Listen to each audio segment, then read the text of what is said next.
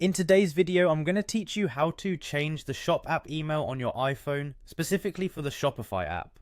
If you've been trying to update your email address but aren't quite sure how to go about it, you're in the right place. I'll walk you through each step to make the process as smooth as possible. So, grab your iPhone and let's get started.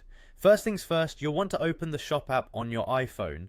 If you haven't used it in a while, you can easily find it by swiping down on your home screen and typing Shop into the search bar. Once you see the familiar icon, just give it a tap to open and get things rolling. Now that we're in the app, direct your attention to the upper left hand corner of the screen where you'll see 3 vertical lines. This icon is often referred to as the hamburger menu, and it's your gateway to various options within the app. Go ahead and tap those lines. That should open a menu with a list of options you can choose from. With the menu now open, look for the option labeled either Settings or Account. The terminology here can vary slightly depending on the version of the app you have installed, but you should see one of these two. Once you've found it, tap on it and we'll move on to the next step. This action takes you to a new screen where you should see various settings related to your app and account. Next, you'll want to tap on General. This section will house many of the basic settings of your account, including the section where we can update your email. Take a second to navigate there and make sure you're in the right place. Now you're going to look for an option that says either email address or edit profile.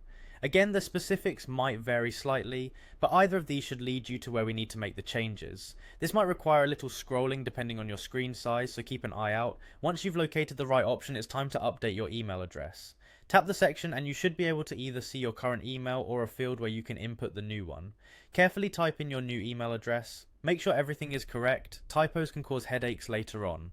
Finally, it's time to solidify those changes. Look for a save button or option. It's usually somewhere on the screen, perhaps at the top right. When you hit save, that's the final step in updating your email on the Shop app. And there you have it, you've successfully changed your email on the Shop app using your iPhone.